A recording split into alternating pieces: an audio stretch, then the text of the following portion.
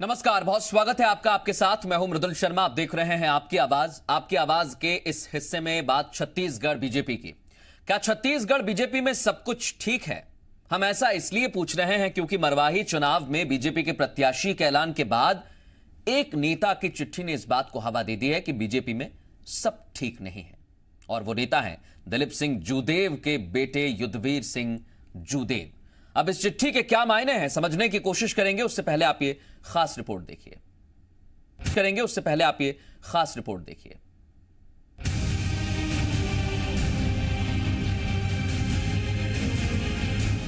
छत्तीसगढ़ में मरवाही उपचुनाव को लेकर हर पार्टी एड़ी चोटी का जोर लगा रही है, लेकिन चुनावों से पहले बीजेपी की मुश्किल एक चिट्ठी ने बढ़ा दी है।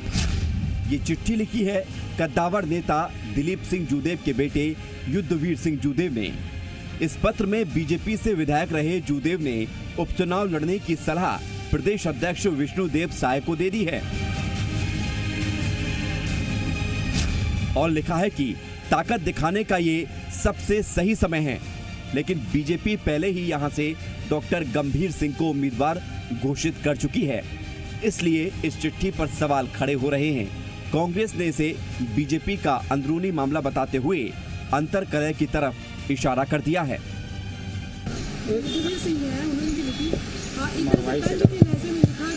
भारतीय जनता पार्टी के अंतर्कलह का एक उदाहरण है। कांग्रेस जहां सवाल खड़े कर रही है तो बीजेपी के प्रदेश अध्यक्ष ने इसे लेकर सफाई दी और युद्धवीर सिंह जूदेव को शुभ चिंतक बताया। नहीं हो सकता है, हम लोग का जसपुर राज परिवार से मतलब पुराना रिश्ता है। दिलीप सिंह जूदेव जी हमारे आदर्श हैं राजनीति के, और हम समझते हैं कि आज हम जिस मुकाम पर हैं वहां तक पहुंचाने में उनका बहुत बड़ा योगदान है, आशीर्वाद है। तो हो सकता है कि शुभचिंतक के नाते भी लिखे हों। किसे लड़ना है ये पार्टी तय करती है और पार्टी तय कर चुकी है कौन मैदान में उतरेगा, लेकिन इस चिट्ठी पर सवाल जरूर खड़े हो रहे हैं। इससे पहले भी बीजेपी में अंदरूनी कलह देखने को मिली थी। अब सवाल ये है कि उपचुनाव से पहले ये कलह कहीं भारी तो नहीं पड़ेगी। ब्यूरो रिपोर्ट, जी मीडिया।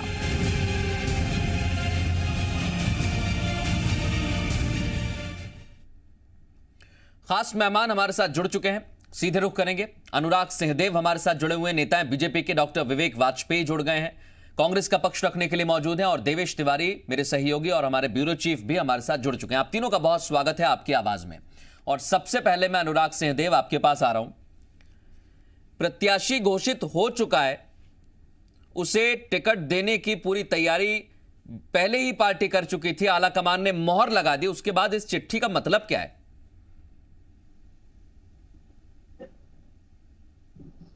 देखिए, जिस पूर्व संसदीय सचिव श्री युद्धवीर सिंह जी के जिस पत्र का जिक्र आज हो रहा है और जिस पर आज हम सब लोग चर्चा कर रहे हैं, तो उसमें उन्होंने पिछले 10 तारीख को एक पत्र लिखा था जिसमें उन्होंने सुझाव दिया था कि प्रदेश अध्यक्ष जी चुनाव लड़े। लेकिन उसके एक दिन के बाद पार्टी ने 11 तारीख को कैंडिडेट की घोषणा कर दी और डॉक्टर गंभीर सिंह जी को पार्टी का उम्मीदवार बनाया गया। पार्टी की एक प्रक्रिया होती है चुनाव की, और उसमें यहाँ जो पार्लियामेंट्री बोर्ड को नाम की सिफारिश भेजी जाती है, और यहाँ लोकल जो कोर ग्रुप है उसने बैठकर प्रदेश अध्यक्ष जी के नेतृत्व में उन 3 नामों का पैनल सेंट्रल कोर ग्रुप को भेज दिया, सेंट्रल पार्लियामेंट्री बोर्ड को भेज दिया और नाम का ऐलान हो गया। और इसमें जो राजनीतिक विषय आ रहा है कि इसमें किसी न किसी प्रकार की ऐसी बात है जिससे ऐसा प्रतीत होता है कि अंतर्कलह की बात है, तो इसको मैं पूरी तरीके से नकारता हूं कि इसमें किसी भी प्रकार का अंतर्कलह नहीं है। जशपुर एक ऐसा क्षेत्र रहा है छत्तीसगढ़ में जहां हमेशा से चैलेंजेस लेने की आदत उस क्षेत्र में खास तौर पर भारतीय जनता पार्टी के नेताओं की बहुत रही है। अच्छी बात है सर, चैलेंज लीजिए आप। दिलीप सिंह जूदेव, लेकिन ये कैसा चैलेंज है कि आप प्रदेश अध्यक्ष को बता रहे हैं कि आप वहां से चुनाव लड़िए? नहीं, जब एक बार स्वयं दिलीप सिंह जूदेव जी ने अपने मूछे दांव पे लगाई थी, जब कांग्रेस की सरकार को हटाने की बात थी, तो उन्होंने चुनौती ली थी कि हम हटाएंगे। तो जब चैलेंज की बात आती है तो जशपुर में जो दिलीप सिंह जूदेव साहब के चैलेंज हमें याद है, हमें अच्छे से याद है उन्होंने क्या चैलेंज दिए, लेकिन ये चैलेंज थोड़ा समझ से परे है सर। आप प्रदेश अध्यक्ष से कह रहे हैं कि आप वहां से चुनाव लड़िए और प्रत्याशी घोषित हो चुका है, प्रदेश अध्यक्ष कह रहे हैं तो पार्टी तय करती है। क्या युद्धवीर जी को नहीं पता पार्टी तय करती है टिकट कैसे मिलते हैं? नहीं, निश्चित रूप से, लेकिन मैंने कहा ना कि उस जशपुर में भारतीय जनता पार्टी के अंदर जो पारिवारिक भाव है और खास तौर पर प्रदेश अध्यक्ष विष्णुदेव साय जी के जो पारिवारिक संबंध रहे हैं जूदेव जी के परिवार से, तो वो दोनों एक ऐसे संस्था रहे, वहाँ एक ऐसी यूनिटी रही है दोनों के बीच में कि एक दूसरे को सुझाव देते हैं। और जब भी वक्त आया है, जब भी अवसर आया है, चाहे अर्जुन सिंह जी के खिलाफ चुनाव लड़ने का अवसर हो, चाहे खरसिया में मुख्यमंत्री के खिलाफ जूदेव जी ने चुनाव लड़ा, विष्णुदेव साय जी की भूमिका उसमें बहुत महत्वपूर्ण रही है। और उसके बाद दोबारा भी जब जोगी जी की सरकार पर चुनौती लेने की बात आई तो जूदेव जी ने अपनी मूछे दांव पे लगाए। उस समय भी विष्णुदेव साय जी उनके साथ में रहे। तो निश्चित रूप से यदि जूदेव परिवार ने कोई बात कही है तो वो एक पारिवारिक भाव से कही है और चैलेंज स्वीकार करने के बाद उन्होंने सुझाव दिया। मैं डॉक्टर विवेक वाजपेयी का रुख करूं उससे पहले मैं देवेश आपके पास आ रहा हूं, क्योंकि आप देखिए ये जिस तरीके से चैलेंज इसे बताया जा रहा है ये उससे कहीं ज्यादा है और इसके कई सारे मायने भी हैं, क्योंकि उस सीट पर प्रत्याशी घोषित होने के बाद ये चिट्ठी, क्या मायने हैं देवेश इसके? सब कुछ ठीक है। अगर लबुल बाबू उस पत्र का कहें तो बात तो यही है कि अध्यक्ष जी आपको चुनाव लड़ना चाहिए, लेकिन राजनीति में कभी भी क्या चैलेंज दिया जा रहा है, जो पत्र लिखा जा रहा है, किसी पत्र के मजनून को समझना होता है। उस पत्र में कई ऐसी बातों का जिक्र किया गया है जिसमें सहानुभूति कम, सलाह कम और तंज ज्यादा नजर आते हैं। उस पत्र में लिखा गया है कि आपने बहुत कुशल लोगों की प्रदेश में टीम बनाई है। उस बात का जिक्र करने की जरूरत ही नहीं थी, प्रदेश अध्यक्ष अपनी टीम बनाएंगे ही, लेकिन उसमें जिक्र किया गया है कि आपने बहुत मजबूत लोगों की क्षेत्रीय संतुलन, जातिगत संतुलन के आधार पर टीम बनाई है जो बहुत ऊर्जावान है, जो आपके लिए काम करने को उत्सुक है। उस सीट का जातिगत समीकरण बताया गया है कि 50% गोंड, 50% कंवर है। चूंकि आप भी कंवर आदिवासी हैं इसलिए आपको उस सीट से लड़ना चाहिए। और पार्टी के एक सधे हुए अंदाज में, जिसमें पार्टी वर्कर्स तक यह बात भी पहुंच जाए कि उनके अध्यक्ष कितने मजबूत हैं कि उन्हें दूसरे नेताओं को चुनाव लड़ने का मशवरा देना पड़ रहा है, पार्टी कार्यकर्ताओं तक बात भी पहुंच जाए। और पत्र का जो लब्बो-लुबाब है, पत्र की जो भाषा है वो इतनी संयमित रखी गई है कि कहीं से भी पार्टी के भीतर अनुशासनहीनता वाली बात न आने पाए। एक तरफ पार्टी के अध्यक्ष को चुनाव मैदान में उतारने की बात कही जा रही है, चैलेंज लेने की बात कही जा रही है, और दूसरी ओर उसी पत्र की भाषा इतनी संयमित है कि इसे पार्टी के खिलाफ भी नहीं माना जा सकता, तो उसे पारिवारिक माहौल बता करके घर की बात बताई जा रही है।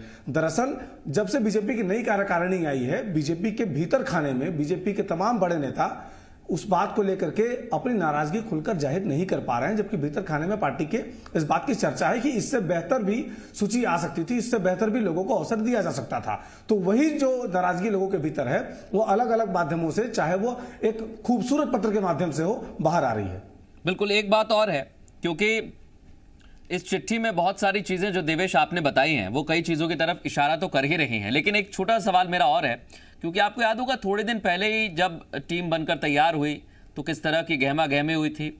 रायपुर के जिला अध्यक्ष इस समय श्रीचंद सुंदरानी हैं और वरिष्ठ नेता किस तरीके से उनके साथी रहे, उनसे बयानबाजी करते हैं, उन दोनों के बीच तलखियां सामने आती हैं और ये उस दौरान सामने आती है जब संघ प्रमुख भी यहां पर आते हैं, आपको याद होगा देवेश।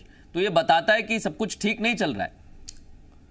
देखिए, कोई भी राजनीतिक दल मृदुल जब सत्ता में होता है तब सत्ता के प्रभाव और पार्टी के प्रभाव की वजह से चीजें भीतर भीतर दब जाती हैं। आपको याद होगा 15 साल तक बीजेपी में संगठन के भीतर तमाम गुटबाजी होने के बाद भी चीजें बाहर नहीं आती थी, और वही ठीक इसके उलट परिस्थितियां कांग्रेस के भीतर होती थी। कांग्रेस के पास अजीत जोगी थे कांग्रेस के भीतर, जिनकी वजह से अक्सर विवाद की स्थितियां बनती रहती थी। इसके बावजूद बीजेपी में स्थितियां कम सामने आ रही हैं, संयमित होकर लोग अपनी बात को इशारों में कह रहे हैं। खुलकर कोई नेता इस तरह के बयान नहीं दे रहा है, या बीजेपी का अपना आंतरिक अनुशासन माना जा सकता है। लेकिन जब नई सूची आई उसके बाद बहुत से पार्टी के नेताओं ने सोशल मीडिया पर ऐसी टिप्पणियां करी जिसमें रमन सिंह की गाय, विष्णुदेव साय, इस तरह की भाषा पार्टी के कई कार्यकर्ताओं ने करी है। कई नेताओं के समर्थकों ने इस तरह की बातें लिखी हैं। तो एक जो नाराजगी है पार्टी कार्यकर्ताओं के भीतर, वो उन्होंने अलग अलग माध्यमों जाहिर करने का प्रयास किया है। लेकिन हाँ, बड़े नेता जो है वो अनुशासन के दायरे में बंधे रहे। उन्होंने ये अनुशासन तो है जो अभी बंधा हुआ है, लेकिन ये कभी भी टूट सकता है, इसका कोई इंतजार नहीं किया जा सकता। और अभी तो सर पर उपचुनाव भी है,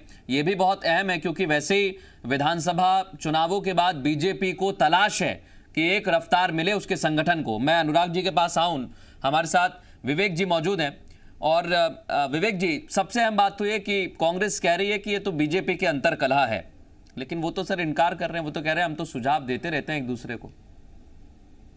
नहीं, देखिए, जूदेव परिवार के बगैर भाजपा की कल्पना भी नहीं की जा सकती, ना मध्य प्रदेश में की जा सकती थी, ना छत्तीसगढ़ में की जा सकती है।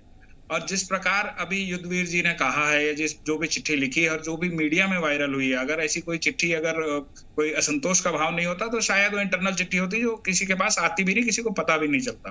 तो कहीं ना कहीं नाराजगी है उनके संगठन में। हालांकि ये उनकी अंदरूनी लड़ाई है। और जो अनुराग जी बोल रहे थे, मैं उससे 100% सहमत हूँ कि जशपुर राजघराना हमेशा चैलेंजेस लेने में आगे रहा है। और कांग्रेस भी अपेक्षा करती है कि ऐसे लोग आगे रहें जिनके साथ मुकाबला करने में मजा आए। तो जूदेव परिवार उसमें एक महत्वपूर्ण कड़ी है।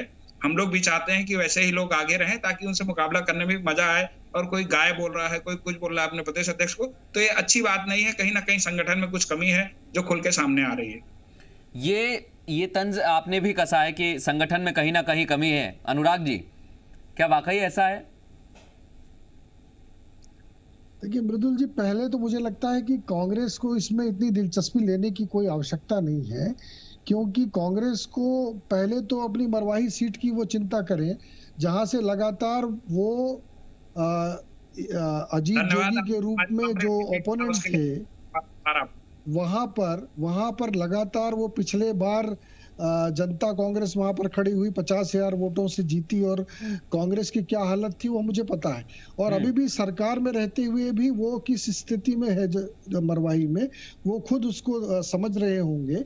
और ऐसे समय पर वो भारतीय जनता पार्टी की चिंता न करे कि भारतीय जनता पार्टी के अंदर क्या चल रहा है। भारतीय जनता पार्टी का संगठन जब से बना है और जब से नई कार्यकारिणी बनी है, आप देख रहे होंगे एक सारे नेता, चाहे सभी पक्षों के और सभी लोग मिलकर एक साथ एकजुट होकर, अभी हमने सरकार के खिलाफ सर ये एकजुटता थोड़ी सवालों के घेरे में उस वक्त आ जाती है। सोशल मीडिया पर तो सर आप भी रहते हैं, किसानों के मुद्दे हमारी भी नजर रहती है। सोशल मीडिया पर आपके नेता एक दूसरे से लड़ाई करते हैं, फिर उसके बाद पार्टी फोरम तक बात रखने की बात कही जाती है। पार्टी फोरम पर भी चिट्ठी के माध्यम से दबे हुए शब्दों में तंज कसा जाता है। तो ये क्या दर्शाता है? देखिए, किसी ने कोई सोशल मीडिया में टिप्पणी की होगी, मैं उस पर नहीं जाना चाहता हूं, लेकिन भारतीय जनता पार्टी नई कार्यकारिणी के बनने के बाद अब पूरे ताकत के साथ सभी लोगों को एकजुट करके अब हम पूरा फोकस कर रहे हैं कि हम विपक्ष की भूमिका सशक्त प्रकार से निभाएं।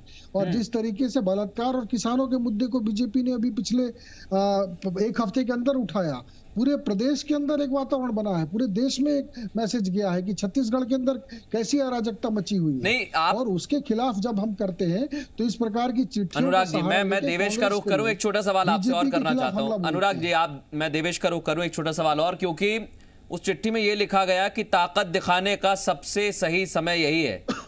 तो कौन सी ताकत दिखानी और कौन सा सही वक्त है सर? भारतीय जनता पार्टी देखिए कार्यकर्ताओं की पार्टी है और कार्यकर्ता मिलकर जिसको कैंडिडेट बनाते हैं वो सारे कार्यकर्ता मिलकर उसके पीछे लगते हैं और छोटा भी यहाँ बड़ा हो जाता है। चाय वाला को हमने प्रधानमंत्री बना दिया, ये भारतीय जनता पार्टी की ताकत है। नहीं, बिल्कुल, आप जो ताकत बता रहे हैं, उम्मीद करते हैं कि आप युद्धवीर सिंह जूदेव तक भी ये बात पहुंचा देंगे कि पार्टी तय करती है, इसलिए वो सलाह नहीं देंगे, क्योंकि पार्टी के फोरम पर जाकर सलाह दे तो बेहतर रहेगा। देवेश, मैं आपके पास आ रहा हूं। सिंह जी को पार्टी ने बनाया है उम्मीदवार, नहीं बनाया, समझ के बनाया। डॉक्टर गंभीर सिंह उम्मीदवार बनाए गए हैं, उसमें कोई दो राय नहीं है। हमें पता है, आपको पता है, लेकिन आप ही के पार्टी से ये खत लिखा जाता है कि आप बन जाइए, वहां से लड़ लीजिए चुनाव। तो ये भी आपकी पार्टी में ही है ना सर? हम तो कह नहीं रहे। देवेश, मैंने स्पष्ट कर दिया कि जूदेव परिवार से कोई पत्र आ रहा है विष्णु देवसाई जी के सुझाव के संबंध में, तो ये मान के आप चले कि निश्चित रूप से पारिवारिक भाव का पत्र है। ठीक है, ये पारिवारिक भाव है, लेकिन क्या सब कुछ ठीक चल रहा है देवेश परिवार में? क्योंकि ये कहा गया ताकत दिखाने का ये बहुत सही समय है, कौन सी ताकत दिखाना चाहते हैं? जाहिर तौर पर ये एक तरह से ऐसी बात है कि अगर कबड्डी का मैदान है और वहां पर लड़ाई करने का अवसर आया है सामने वाले टीम के साथ, तो टीम में तय किया है कि फला व्यक्ति को फ्रंट लाइन पर भेजना है और जाकर कुछ लोगों को आउट करके आएगा। लेकिन यहां पर बात ऐसी हो रही है कि जो टीम का कप्तान है उसे भेजने का प्रयास किया जा रहा है कि आप पहले जाएं, आप महान हैं, आप ताकतवर हैं, आप टीम के कप्तान हैं, आपको आगे जाकर के मुकाबला करना चाहिए। वो दिगर बात है कि पार्टी उसे अनुशासन के दायरे में बांधते हुए इस बात कह सके कि पारिवारिक माहौल है और तमाम चीजें हैं, लेकिन पार्टी के भीतर से अगर अध्यक्ष को चुनाव लड़ने का मशवरा दिया जा रहा हो, ठीक ऐसी परिस्थितियां कांग्रेस के दौर में बनती थी जब अजीत जोगी कहा करते थे कि नंद कुमार पटेल जाकर के राजनांदगांव से चुनाव लड़े, फिर कोई कहता था कि भूपेश बघेल जाकर राजनांदगांव से चुनाव लड़े, तब भारतीय जनता पार्टी खूब मजे लिया करती थी। आज परिस्थितियां विपरीत हो गई हैं, अब बीजेपी के नेता कह रहे हैं कि आप जाकर के मरवाही से चुनाव लड़िए। तो ये चीजें जो है वो सियासत के भीतर चलती रहती है। बिल्कुल, मैं डॉक्टर विवेक जी से भी एक सवाल करना चाहता हूं, क्योंकि कांग्रेस ने हालांकि ये कहा है कि ये अंदरूनी कलह चल रही है और बीजेपी ये पूछती है कि कांग्रेस को क्यों दिक्कत है।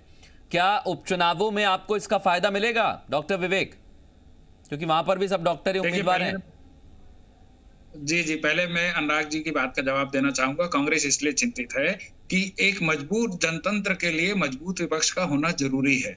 बिखरा हुआ विपक्ष कहीं ना कहीं जनतंत्र के लिए घातक है। हम लोग चाहते हैं एक मजबूत विपक्ष रहे। ठीक है, वो 18 सीट, 16 सीट, 14 सीट जितने में भी संगठन कम हो गए उससे कोई बात नहीं है, पर मजबूत रहे ताकि सरकार को। हम लोग की भी केंद्र में यही चिंता है, केंद्र में हमारी भी यही चिंता है। तो आप मान रहे हैं अनुराग जी आप छत्तीसगढ़ में कमजोर हैं? आप छत्तीसगढ़ में कमजोर हैं अनुराग जी, आप मान रहे हैं इस बात को? आप मान रहे हैं इस बात को कि आप छत्तीसगढ़ में कमजोर हैं? जो वहां कांग्रेस की स्थिति वो आपके यहाँ है? देखिए, और बिल्कुल उनकी पॉलिटिक्स में हमारे को कोई मतलब नहीं है। और चूंकि आपने कहा अनुराग जी, देखिए आपने कहा कि हमें भी चिंता है, हमें केंद्र पर चिंता है, तो इसका मतलब तो यही हुआ कि आप प्रदेश में कमजोर हैं? ना हो ताकि उनका भी एक पार्टिसिपेशन रहे छत्तीसगढ़ के उत्थान में, छत्तीसगढ़ को आगे बढ़ाने में उनका भी एक सकारात्मक कोऑपरेशन रहे। आपस में लड़के एनर्जी खराब कर रहे हैं, उससे कहीं ना कहीं छत्तीसगढ़ की जनता का नुकसान हो रहा है। हम चाहते हैं वो सब। इस पर अनुराग जी कुछ कहना चाह रहे हैं? अब विवेक जी, इस पर अनुराग कुछ कहना चाह रहे हैं, कहिए अनुराग जी। मुझे ये लगता है कि पिछले 15 सालों में कांग्रेस यहाँ पर विपक्ष की भूमिका में रही है और 5 साल हम यदि विपक्ष में आ गए हैं तो बीजेपी इतनी कमजोर नहीं हो गई कि वो 15 साल जो कांग्रेस ने रहा है तो 5 साल के बाद हम भी सरकार में आ सकते हैं। तो इससे यह आकलन कर लेना कि 5 साल में हम बिल्कुल बैकफुट में आ गए, ये बिल्कुल गलत आकलन है। और इसलिए विवेक जी को ये चिंता करने की आवश्यकता नहीं है कांग्रेस के लिहाज से कि विपक्ष यहाँ पर कमजोर है। विपक्ष कितना प्रतिबद्ध और कितना मजबूत हो सकता है ये आने वाले समय में आप भी देखेंगे। और जब अगले बार जब चुनाव होंगे तो भारतीय जनता पार्टी अपना परफॉर्मेंस विष्णुदेव साय जी के। ठीक है, मैं एक उपचुनाव को लेकर सवाल करना चाहता हूँ देवेश से। देवेश, उपचुनाव में क्या इसका कोई फर्क पड़ सकता है दोनों ही तरफ से अगर बात करें तो? देखिए, उपचुनाव से कोई खास फर्क नहीं पड़ेगा, क्योंकि जब लोकल चुनाव होते हैं, किसी एक सीट का चुनाव होता है, तो उसमें वहां के कार्यकर्ता किस मेहनत के साथ काम करते हैं, वहां के प्रत्याशी की भूमिका कैसे होती है, प्रत्याशी का चेहरा किस तरह का है, ये तमाम फैक्टर्स काम करते हैं। और आमतौर पर जब किसी सिटिंग पार्टी का चुनाव होता है, सिटिंग पार्टी चुनाव में हिस्सा लेती है जो सत्ता में होती है, ऐसी स्थिति में क्षेत्र के लोगों को यह लगता है कि सरकार जो है वो ज्यादा डेवलपमेंट काम कर सकती है, तो औसत रूप से जो है वो जो सिटिंग पार्टी होती है वही चुनाव जीतती रही है। हालांकि कई मोर्चों पर इसका उलट भी देखने को मिलता है कि जो पार्टी सत्ता में होती है उसके खिलाफ वाली पार्टी जो है वो चुनाव जीत जाती है। तो चुनाव तो दिलचस्प होगा, फिर चुनाव का माहौल बनने में थोड़ा वक्त है। अभी तो नेताओं ने वहां पर कदम रखे हैं, अभी उनका वहां पर परफॉर्मेंस देखना बाकी है। बिल्कुल, ये परफॉर्मेंस देखना बाकी है, लेकिन क्या वाकई इस परफॉर्मेंस की वजह ये संगठन की जो परफॉर्मेंस है वो बिगड़ सकती है, या संगठन में जो बात उठाई जा रही है आने वाले समय में अनुशासन के तौर पर ये कोई कार्रवाई भी देखने को मिलेगी? ये अहम हो जाता है। बहुत शुक्रिया आप तीनों का हमसे इस खास मुद्दे पर चर्चा करने के लिए। एक छोटा सा ब्रेक हम यहां पर लेंगे, लेकिन ब्रेक के बाद तमाम बड़ी खबरें जारी रहेंगी और छत्तीसगढ़ बीजेपी के संगठन में क्या वाकई अंतर कलह है, यह आने वाला वक्त बता देगा। एक छोटा सा ब्रेक, जल्द हाजिर होंगे।